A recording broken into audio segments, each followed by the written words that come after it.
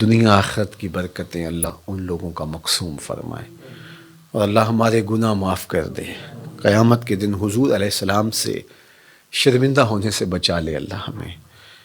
حقیقت میں ہم اگر دیکھیں اپنے آپ کو تو ہم کچھ بھی نہیں کرتے، اور مجھے وہاں کھڑے ہو کر کے کتنا عجیب لگتا تھا کہ امت سسک رہی ہے، یتیم تڑپ رہے ہیں، بیواؤں کی سسکیاں اور ان کی آہیں ان کے اندر ہی جذب ہو رہی ہیں، حوصلے کے ساتھ کھڑی ہیں کہ یہ وقت کاٹنا ہے۔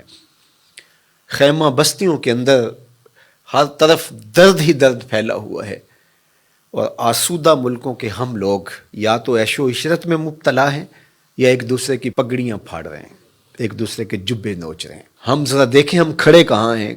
کیا یہ منہ حضور کی بارگاہ میں لے کے ہم پیش ہونے کے قابل ہیں کہ حضور کی امت پہ ابتلائیں ہوں، آزمائشیں ہوں، انسانیت تڑپ تڑپ کے دم توڑ رہی ہو، اور ہم نان ایشوز کو اٹھائیں اور پھر اس پر ہم مناظروں کا ایک ماحول پیدا کر دیں، اور اس امت کو ٹکڑے ٹکڑے کرنے کے عمل میں ہم معاون اور ممد ہو جائیں، اس کو ہم خدمت دین سمجھیں۔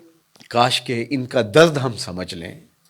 اور اس کے علاوہ آپ اپنے اطراف میں دیکھیں تو کیسی کیسی زندگیاں لوگ کاٹ رہے ہیں، یہاں تھر کے اندر انسانیت کس طرح سسک رہی ہے۔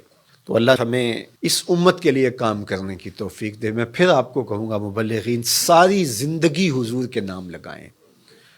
میں یہ نہ سنوں کہ آپ کے دل کے کسی مخفی خانے کے اندر بھی حصول زر کی خواہش پنپ رہی ہو، یا شہرت کی آرزوئیں نشو و نما پا رہی ہوں، اپنے آپ کو کسی سے افضل سمجھ رہے ہوں، کہ آپ سمجھ رہے ہو کہ ہم بڑا کام کر رہے ہیں۔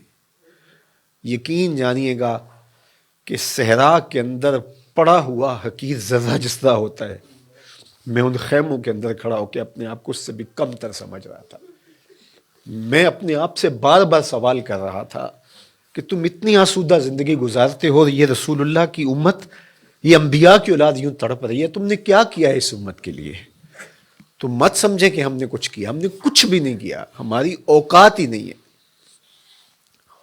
اگر ہم دیکھیں کہ کس حالت میں حضور کی امت ہے اس وقت، تو اس لیے اپنے آپ کو فنا کر دیں، اپنے آپ کو بالکل نہ سمجھیں کہ ہم کچھ ہیں، اور اپنے اندر کوئی خواہش نہ پلنے دیں۔ یہ سب کچھ دیکھنے کے باوجود کیا ہم ایک آسودہ اور اچھی زندگی کی آرزو کر سکتے ہیں جبکہ حضور کی امت یوں تڑپ رہی ہو؟ اور میں پھر آپ کو کہوں گا کہ یہ علماء کی باہمی لڑائیاں آپس میں کبھی بھی حصے دار نہ بنیں، کبھی پوسٹ بھی شیئر نہ کریں۔ خدا کی قسم کیا حضور کے کلیجے پہ گزرتی ہوگی،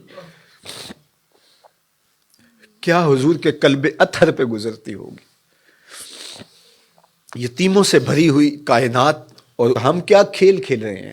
تو میں آپ سے کہوں گا کہ کبھی بھی کسی ایسی چیز میں شامل نہ ہو جو حضور کی امت کے حصے بکھرے کرنے کا ذریعہ بنے۔ امت بنے، امت بننے کی کوشش کریں، اور حضور کی امت سے پیار کریں۔ جو بھٹک گئے ہیں ان کو راہ راست پہ لانے کی کوشش کریں۔